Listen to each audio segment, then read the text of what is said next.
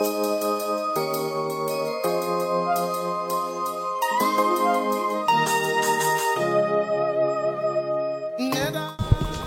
sommes à la salle 9 du palais de l'UNESCO. Aujourd'hui, nous sommes au lancement du FEMIA, le Festival des musiques urbaines d'Anoumambo. Anoumambo, endroit de la banlieue d'Abidjan où a grandi le groupe Magic System. C'est de là-bas qu'est parti le succès. À leur niveau, ils ont décidé de rendre hommage donc à cette commune, à ce quartier, aux encablures de la commune de Makori à Abidjan. Et aujourd'hui, nous lançons la 9e édition du FEMIA. Le FEMIA, c'est toute une artillerie musicale. C'est aussi des actions sociales, c'est aussi des crosses, du sport. C'est vraiment un événement à la hauteur de la ville d'Abidjan. Et nous sommes ici ce soir, comme je vous l'ai dit tantôt, pour le lancement officiel de la 9e édition qui se déroulera très bientôt à Abidjan. Nous aurons les détails donc de cette édition avec Assalfo, Salif Traoré, le lead vocal du groupe Magic System et principal précurseur de cet événement. Mais nous, au niveau d'Objectif Direct, nous serons dans les coulisses de ce lancement officiel de la 9e édition du FEMIA en interview, en images et en son. Et vous pourrez vivre le lancement de cette 9e édition tout en espérant que nous aurons une équipe à Abidjan pour vous faire vivre en direct tout cet événement prestigieux qui fait d'Abidjan aujourd'hui et comme toujours l'une des plaques tournantes de la musique et de la culture africaine. Bienvenue donc à ce lancement. Vous aurez le temps tout à l'heure de croiser toutes les sommités qui sont venues. On en a aperçu dans la salle. Beaucoup de personnes dans tous les milieux possibles de la vie africaine et ivoirienne surtout sont dans cette salle de l'UNESCO pour éventuellement écouter quelles sont les grandes lignes du FEMIA cette année, quelles sont les innovations, quelles sont les grosses pointures musicales qui participeront bien sûr à ce show et évidemment quels sont les différents points de ce show. En un mot, le sommaire de ce show qui, en un point douté, va drainer du monde comme il le fait chaque année. Nous, comme on vous le dit, on vous fait vivre le FEMIA au début en espérant vous le faire vivre pendant et à la fin. À tout à l'heure. Je crois que tout le monde est impatient de savoir qui sont ceux qui vont prendre part à cette 9e édition. Et bon, je crois que ceux qui sont dans la salle voient déjà des visages parce que généralement les artistes qui sont assis à cette table font partie de l'affiche du festival. Donc cette 9e édition se voudra plus enlevée, mais je voulais commencer cette rencontre par des salutations et par des remerciements à toute la presse ici présente, vous qui servez de pouvoir de transmission entre le festival et tous ceux qui le suivent à travers le monde. Nous vous réitérons encore tous nos remerciements et sommes très heureux de vous accueillir dans ce beau cadre de l'UNESCO. Voilà, merci. Merci. L'année dernière, quelle édition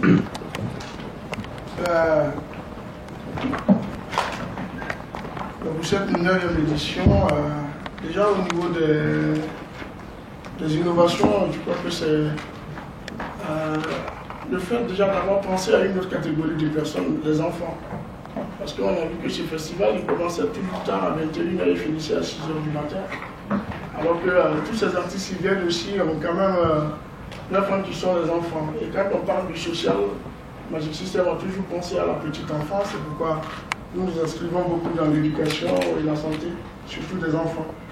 Donc on a pensé qu'il était important de mettre un volet enfant dans le festival, qui sera la première grosse innovation de cette année, que j'ai appelé le FEMIA Kid, qui va avoir lieu le mercredi 20, c'est-à-dire on a mis ça mercredi parce que le FEMIA a lieu au moment où les enfants vont à l'école. Les vacances sont décalées de Paris par rapport à Abidjan.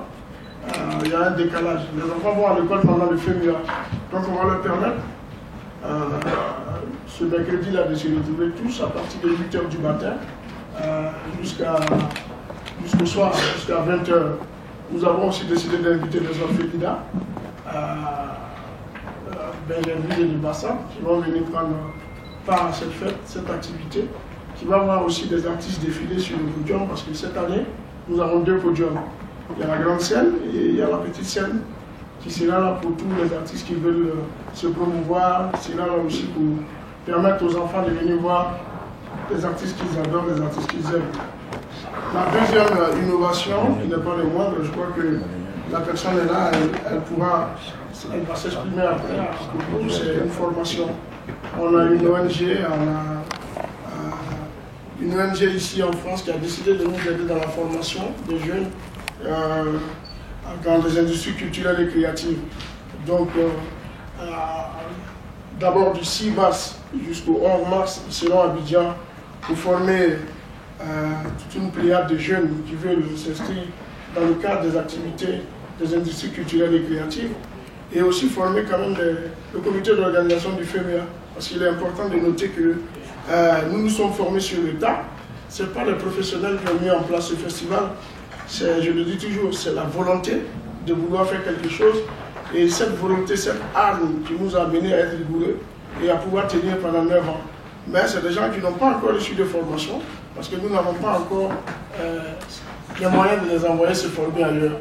Aujourd'hui, nous avons l'occasion d'avoir une ONG qui accepte de venir apprendre, aider ces jeunes-là à connaître davantage, mais pas seulement le comité d'organisation du FEMIA.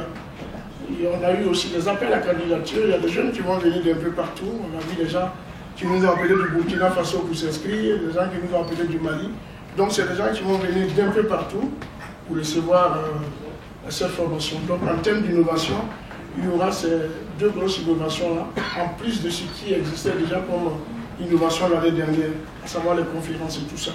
Mais tout à l'heure, je crois que M. Charles Ouda, qui est ici, qui représente la MDP, pourra vous donner davantage d'explications. Voilà. Après, au niveau de la programmation, l'année dernière, nous étions à 13 artistes. Cette année, nous sommes à 15 artistes, dont 9 internationaux et 6 nationaux, qui vont partager la scène dans le Mongo, les 22 et 23. Et aussi, il faut parler de la délocalisation, parce que pour moi, la délocalisation du FEMIA est un fait majeur. Toute la Côte d'Ivoire attend, chaque fois qu'on lise, c'est où le FEMIA se déplace. Depuis le FEMIA 5, nous avons commencé à aller clore le festival dans différentes communes. Nous avons commencé par Abobo, ensuite il y a eu le Pougon et l'année dernière il y a eu Koumassi. Cette année, nous voulons aller au-delà d'Abidjan. Donc nous avons décidé de faire le concert de clôture à 600 km d'Anoumambo. C'est-à-dire la ville qui va accueillir le FEMIA décentralisé sera la ville de Korogo. C'est à Korogo qu'on va faire le FEMIA décentralisé. On a la chance aujourd'hui d'avoir une desserte en termes de transport, une desserte en avion et tout. Donc nous savons plus faciliter la tâche. Et beaucoup diront pourquoi Korogo, pour ne même pas qu'on arrive à la question. Je dirais que c'est parce que le FEMIA essaie de couvrir toute la Côte d'Ivoire de ses actions. Et comme les actions sont diversifiées, nous avons voulu quand même essayer de spécifier cela en orientant de manière régionale toutes ces actions. Donc il y aura l'école que nous sommes en train de construire avec l'aide du Conseil Café Cacao à Pangolo, qui sera inauguré au mois de mai. Donc on dit on donne une école à l'ouest de la Côte d'Ivoire, on donne un concert au nord, peut-être que l'année prochaine on pourra offrir une école au nord et donner un concert à l'est. On veut aller pas à pas, mais c'est toute la Côte d'Ivoire que nous voulons couvrir à travers nos actions. Aussi, nous avons décidé de délocaliser le volet sportif, qui est un volet très important, à Korogo. Parce que depuis les 8 dernières éditions du FEMIA, le cross populaire a toujours eu lieu à Doumango. On s'est dit, quand on va quelque part, ce n'est pas seulement pour donner le conseil, il faut aussi délocaliser certaines activités. Donc on a trouvé important de délocaliser le volet sportif à Korogo. Et Korogo, c'est le 24 avril, à partir de 16 h, aura lieu le concert de Korogo. Tout à l'heure, on donnera le détail des artistes qui iront à Korogo, parce que ce n'est pas tous les 15 artistes, c'est beaucoup. On a quand même l'avion de 64 places, donc 67 places. 67 places. Bon, si on ajoute les pilotes, c'est ça. Sans les pilotes. Nous avons un enjeu de 65 places, ça va être difficile. Donc, on partira à Korogo avec 3 artistes ivoiriens et 2 artistes internationaux, qu'on vous dira tout à l'heure. Justement, vous parlez des artistes. Ma question, j'ai 2 questions, hein, très rapides. La première question, à combien se chiffre le budget du FEMIA? C'est-à-dire le FEMIA coûte combien chaque année? Tout en concluant cette question par mes remerciements parce que vous faites un travail colossal. Voilà, j'apprécie bien. La deuxième question, c'est que en revoyant la presse ivoirienne, c'est-à-dire en la lisant ces derniers temps, on a ouï dire, on a lu bien sûr que le FEMIA de cette année allait être parrainé par le président Bédié. Est-ce que c'est confirmé? Si oui, est-ce que le FEMIA ne peut pas sortir un peu de la politique? Parce qu'on est fatigué en Côte d'Ivoire de toujours voir les mêmes en train de parrainer des événements assez intéressants comme ça qui devaient pouvoir rassembler tous les Ivoiriens. Voilà un peu les questions que j'ai. Je suis moi-même un voisin d'Anoumambo et vraiment félicitations les gars pour ce festival. Commissaire général. Plus de 6 années qu'on tient cette conférence ici et cette question revient toujours sur le bout des lèvres. Je crois que M. Jean-Paul Leroux a dû vous la passer. Parce que c'est lui chaque année qui me pose la question du FEMIA. Le FEMIA ne se chiffre pas. Vous savez, c'est pourquoi j'ai toujours dit que quand on offre à quelqu'un, on ne met pas l'étiquette du montant sur ce qu'on offre. Nous, on a dit qu'on faisait ce festival pour aller en aide aux plus défavorisés parce que nous, on vient de ces quartiers-là. Après, c'est vrai que nous approchons des sponsors qui nous apportent leurs contributions, ben, ces contributions nous aident non seulement à déplacer les artistes, à les loger, à payer des cachets aussi, parce que c'est pas tout le monde qui vient gratuit au FEMIA, à déplacer toute la logistique qu'il faut. Et cela, c'est dans les moyens, dans les efforts de nos moyens. C'est que nos moyens nous permettent de faire que nous faisons. Il n'y a pas un montant spécifique pour définir ce que nous attendons, pour définir ce que le FEMIA doit faire. Nous ne sommes jamais allés, c'est-à-dire il y a des budgets prévisionnels que nous mettons en place. Jamais on a atteint ce budget. On n'a jamais atteint les 60% du budget que nous souhaitions avoir pour le festival. Quand un festival déplace plus de 10 artistes internationaux, quand on met les moyens de transport, les hébergements, les couverts, quand on héberge des gens pendant une semaine, parce que le FEMIA maintenant c'est une semaine, on n'est pas à moins d'1,2 million en budget. Malheureusement, on ne les a pas. On attend d'avoir peut-être même plus de 3 milliards. 1 million de francs CFA. 1 million de... Non, pas français. En euros, on n'avait pas la précision. 1 million. Nous sommes en France. Donc, on dit qu'on n'est pas à moins de 829 millions de francs CFA si on veut estimer ce que nous voulons pour le FEMIA. Malheureusement, on ne les atteint pas. On se bat pour les atteindre, mais on est quand même content de ce que les partenaires nous apportent déjà. Ça nous permet d'installer déjà un bon festival. Mais si nous arrivons vraiment à avoir ce budget-là dégagé, avec le concours des gens, je crois, je dis merci déjà à la direction du Canal+, DA+, d'être là, parce qu'il y a des gens comme ça qui nous réduisent, par exemple, le budget au niveau de la production et tout, des gens qui décaissent de l'argent, qui mettent à notre disposition pour qu'on puisse réaliser certains aspects techniques. Donc c'est ce genre de contributions qui nous permettent d'amortir. On a les hôtels Ibis qui nous aident à héberger, même si ce n'est pas 100%. Air Côte d'Ivoire qui nous aide à transporter, même si ce n'est pas 100%. Donc c'est des partenaires logistiques, bon, Côte d'Ivoire Tourisme qui nous aident. Le DG est là, il a entendu. C'est que l'année prochaine, hein? Voilà. Le conseil Café Cacao qui nous aide, mais le moyen matériel est plus que le moyen financier, parce que eux, par exemple, ils nous aident dans la construction d'écoles. Donc ça c'est encore plus important. Un partenaire qui vient, qui dit soit on te donne de l'argent ou on construit une école, je préfère dire à ce partenaire il faut me construire une école. Donc voilà, ce sont ce genre de choses. Et comme le budget, nous on n'est pas trop focalisé sur le budget. Le jour où le FEMIA n'arrive pas à atteindre le budget qu'on veut, on va descendre le nombre d'artistes. Le jour où on a le budget qu'on veut, moi je veux un FEMIA sur une semaine où il y a 7 artistes qui jouent par jour. Aujourd'hui, on n'a que 2 soirées où il n'y a que 7 artistes qui jouent. Mais si le budget atteint 1,2 million ou 1,3 million d'euros, on pourra faire le FEMIA sur une semaine comme le Massa. Mais malheureusement, on n'a pas encore ce budget. Donc je ne peux vous donner un budget estimatif du FEMIA. Le parrain. Le parrain, c'est le président Ali Konan Bédié. C'est vrai que à un moment donné, il faut savoir dissocier les choses. En allant chercher Henri Konan Bédié, on n'a pas fait une demande au PDCI-RDA. Donc quand vous parlez de politique, il faut savoir dissocier le choix. Le choix d'un parrainage se base sur plusieurs critères. L'année dernière, il y avait le président de la CEDEAO qui était ici. C'est une personnalité politique, mais il n'était pas là parce que nous voulions essayer de passer par la culture pour briser toutes les barrières, toutes les frontières qui existent entre nos deux pays. On parlait de la libre circulation des artistes dans la sous-région.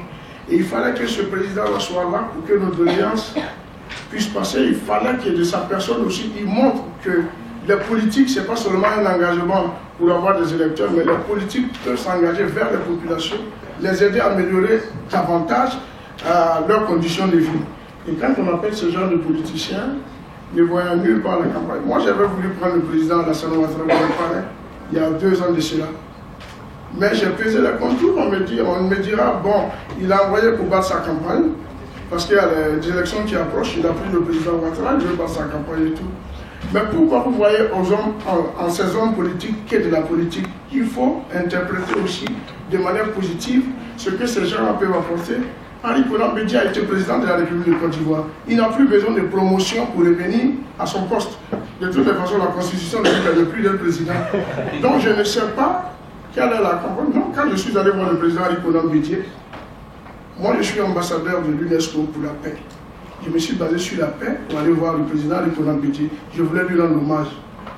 Parce que ce monsieur, en 1999, il a refusé de voir le sang des Ivoiriens couler. Il a pris son avion, il a quitté le pays.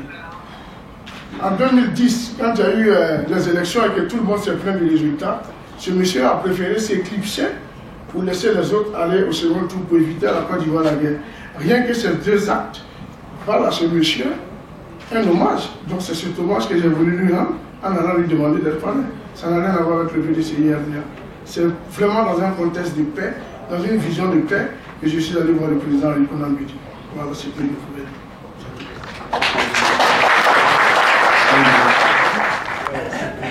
Bonjour Monsieur Salfo, je suis Augustin Lobé de Côte d'Ivoire FM, à la voix de la diaspora. Je voulais simplement vous poser une petite question sur les choix de villes et des lieux. Divo est quand même, sur le plan culturel, une ville qui a quand même sorti pas mal d'artistes. La Côte a été pareil. Je ne sais pas pourquoi vous ne mettez pas l'accent aussi sur le sud et à des coins de lumière de la Côte d'Ivoire. Merci. Parce que c'est la première fois qu'on part à l'intérieur du pays. C'est une expérience qui va nous aider peut-être à penser aux autres. C'est vrai que la région du D'ivoire est une région qui mérite cela. Parce qu'on a certains culturels. Je crois qu'il y a même un festival là-bas qui avait été initié, où j'avais été invité. Et c'est des choses auxquelles le FEMIA n'est qu'un jeune festival. Le FEMIA n'a que 9 éditions. C'est trop quand même. Non, vous direz que c'est trop. Vous direz que c'est trop. Ben, à 9 éditions, il y a le temps de mettre le festival en place. Ça prend 5 ans pour mettre un festival en place. Pour mettre un festival en place, ça prend 5 ans. Et quand tu le mets en place, il y a la manière de dérouler ce festival. Parce que c'est après 5 ans qu'on a institué la délocalisation du festival. Pendant 5 ans, le festival était confiné à Nomabo. Après les 5 ans, au FEMIA 5, on a dit on va décentraliser. Là, on a fait 3 communes à Abidjan. Et la première commune à l'intérieur, c'est Korogo. Et je vous ai expliqué que c'est parce que Bangolo, qui est à l'ouest, recevait une école. Donc, Divo, ça peut venir. Mais je préfère la région que la ville. Moi, je ne cible pas les villes. Je cible une région. On va cibler la région. Et puis, s'il y a des besoins, les écoles, nous, on ne les construit pas au hasard. On prend la tâche avec les services techniques du ministère de l'Éducation nationale qui nous définit démographiquement quelles sont les villes qui ont besoin d'écoles ou qui n'en ont pas besoin. On ne fait pas le choix si je le construis dans le village du DG pour pouvoir avoir la subvention et tout. Mais non, on ne le fait pas. Il y a des techniciens qui nous disent à Bangolo, il y a eu la guerre, on a besoin d'écoles là. Et quand ils disent, on le fait. Nous, on veut offrir l'école, mais il faut offrir là où il y a le plus de besoins. C'est pourquoi on est sorti dans le moment pour dire à le moment où il y a eu 2 écoles, ça suffit, il faut aller ailleurs. Mais on va penser à Divo. On va penser à Divo. Guillaume On s'adresse au directeur général de Côte d'Ivoire Tourisme.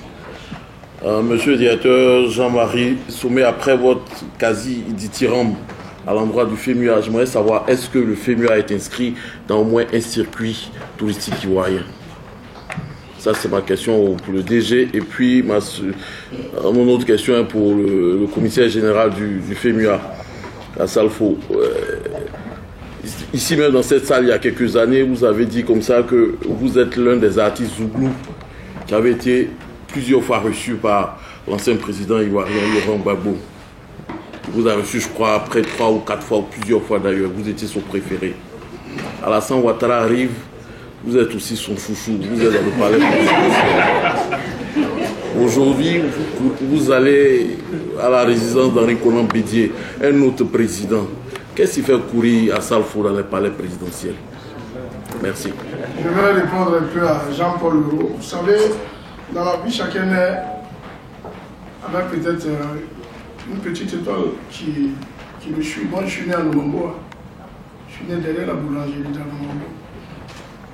Et de là où nous sommes aujourd'hui, je crois qu'il y a quand même une nette distance. La question qu'il fallait poser, c'est pourquoi les présidents courent derrière moi.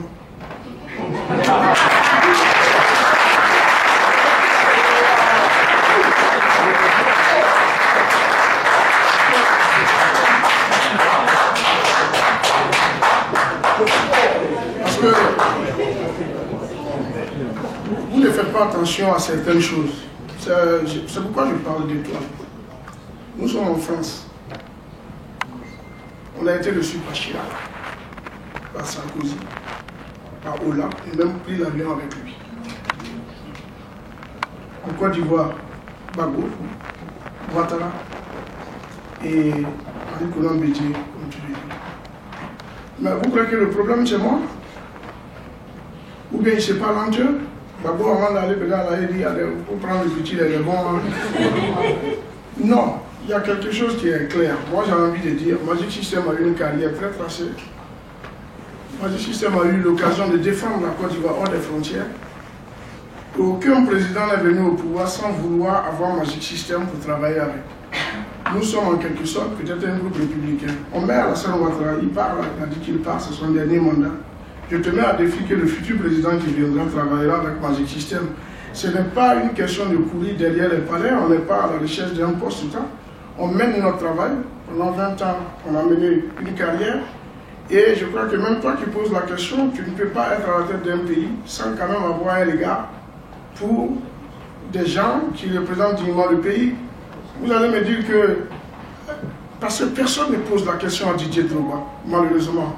Personne ne pose la question à Drogba, de savoir pourquoi autant de Gbagbo tu étais là, tu étais sur Madrid, autant de Ouattara tu es encore là. Personne ne pose cette question.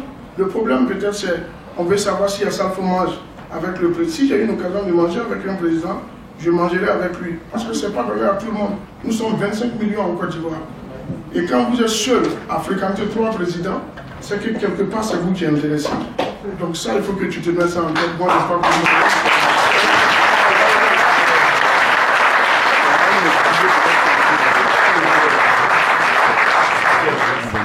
Au FEMUA, c'est la première fois? C'est la première fois. D'accord. Nous, on est à Objectif Direct et c'est une émission très suivie, d'abord sur les réseaux et ensuite au Cameroun, un pays que nous portons dans notre cœur. Qu'est-ce que les Ivoiriens doivent attendre de la prestation de Charlotte Dipanda à la 9e édition du FEMUA? En tout cas, c'est une, j'espère, c'est une façon de chanter la culture camerounaise que j'espère que le public ivoirien va agréablement découvrir, parce que c'est une démarche qu'on a depuis l'année dernière et on a une occasion en or de pouvoir justement présenter cette culture qui finalement n'est pas si loin de la culture ivoirienne, et c'est le plaisir, je suis très très très honoré de représenter le Cameroun à ce magnifique festival. Ok, comme d'habitude, quand on a une star avec nous, on a toujours une téléspectatrice qui se sent proche d'elle. Nous, on a Lisette Florence à Yaoundé. Elle veut juste que vous lui poussez un petit cri. Bah, Lisette, je sais pas quoi. C'est une chanson. Ah, une chanson. Alors, tu m'as entendu mon amour, La guerre où on se sentait tellement guerrier et tout. Mais grâce à Mike System, grâce à... Ouais, Mike System. Voilà, grâce à Salfo. Voilà, grâce à des gens que j'ai commencé à découvrir. J'ai découvert le Cameroun récemment avec Roger de X-Malais qui est là-bas. Il y a Charlotte. Non, je commence à découvrir que non, le Tchad peut s'inscrire autrement. On n'a pas forcément besoin d'être des guerriers ou bien. On est contre Boko Haram, ça c'est clair. Voilà.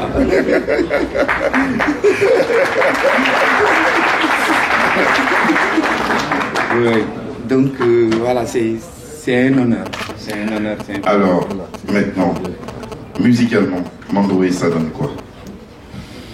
Musicalement, j'ai même envie de faire un truc qui concerne en ce moment mon pays là, mais sauf que c'est la Côte d'Ivoire qui m'a inspiré ça quoi.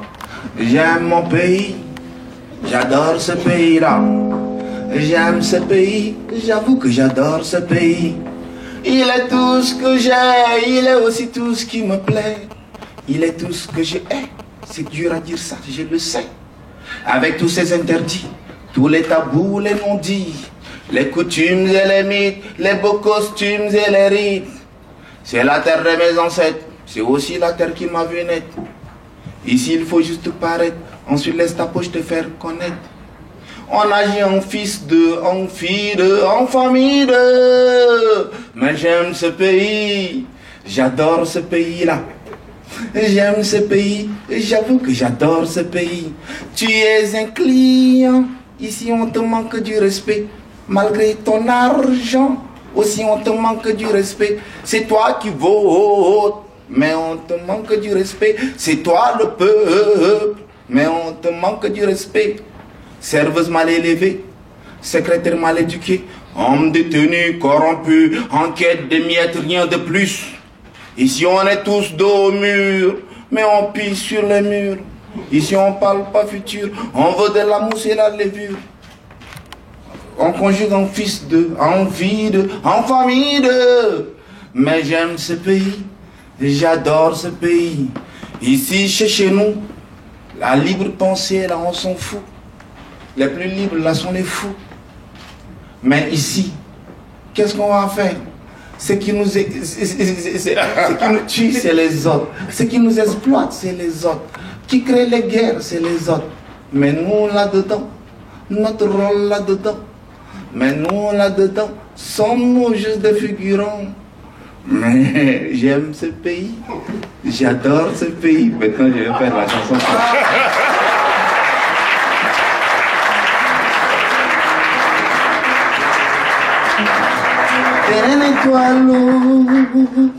Njingara yelbo dosuri de pakara tito jole na dakara bayad baybo madne toalo kole imro yelbo chukori de maibo kara tito bui de kul kara bayad baybo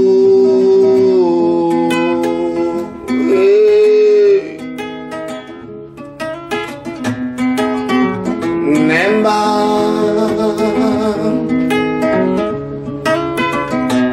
Iyad bom tabidi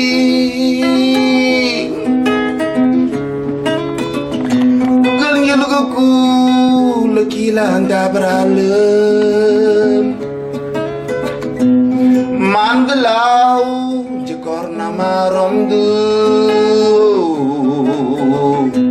Iyad denene rabo Iyad de maibo Iyad de natibo Iyad de kulabu Ulewi bududan Madukui perdu Ida kandu koda mama Iyad dambo Denene tualu Njingaro yelbo Dasri de pakara Chito julina dakara Bayadumba ay oh